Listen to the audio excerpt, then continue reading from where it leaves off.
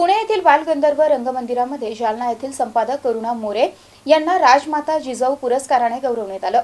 सृष्टी बहुउद्देशीय सेवाभावी संस्थेच्या वतीने या पुरस्कार वितरण सोहळ्याचे आयोजन करण्यात आलं होतं।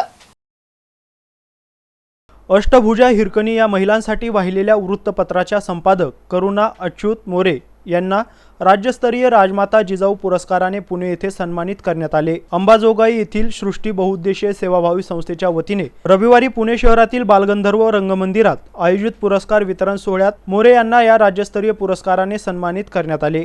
जालना येथील करुणा मोरे यांनी महिलांसाठी अष्टभुजा हिरकणी हे राज्यातील पहिले वृत्तपत्र सुरू केले असून दरवर्षी राज्यातील विविध क्षेत्रातील कर्तृत्ववान महिलांना सन्मानित करण्यासाठी हिरकणी महोत्सव देखील त्या आयोजित करीत असतात।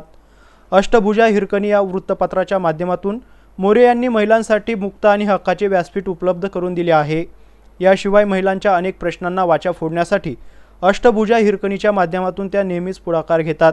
त्यांच्या या कार्याची दखल घेऊन अंबाजोगाई येथील सृष्टी बहुउद्देशीय सेवाभावी संस्थेच्या अध्यक्षा मीनाक्षी डोंगरे, सचिव भारती एकलारे, उपाध्यक्षा माधुरी साळवे यांनी करुणा मोरे यांना राजमाता जिजाऊ राज्यस्तरीय पुरस्कार जाहीर केला आहे। गंगापूर तालुक्यातील प्रथम तांदुळवाडी ग्रामपंचायतीतून सरपंच अनिल राजगिरे यांच्या हस्ते या मोफत माती परीक्षणाचे उद्घाटन करण्यात आले। या मोफत माती परीक्षणमध्ये गंगापूर कृषी उत्पन्न बाजार समिती अंतर्गत येणाऱ्या एकूण 82 ग्रामपंचायतीच्या गावातील शेतकऱ्यांच्या शेतातील मातीचे मोफत मातीचे परीक्षण करण्यात येणार आहे। या मोफत माती परीक्षणाचा जास्तीत जास्त शेतकऱ्यांनी लाभ घ्यावा असं आवाहन कृषी उत्पन्न बाजार समितीचे सभापती भाऊसाहेब पगार, उपसभापती सचिन काकडे, सरपंच अनिल राजगिरे, दीपक बडे, संचालक रामेश्वर गवळी, भारत पाटील, कृष्णा सुकासे, दत्तात्रय दुबिले, सतीश बेडवाल, किरण पाचपुते यांनी केलं आहे। यावेळी मोफत माती परीक्षणाच्या पहिल्याच दिवशी 15 शेतकऱ्यांनी शेतातील मातीचे नमुने फिरत्या प्रयोगशाळेत जमा करून प्रतिसाद दिला आहे। यावेळी शेतकरी ग्रामस्थ मोठ्या संख्येने उपस्थित होते।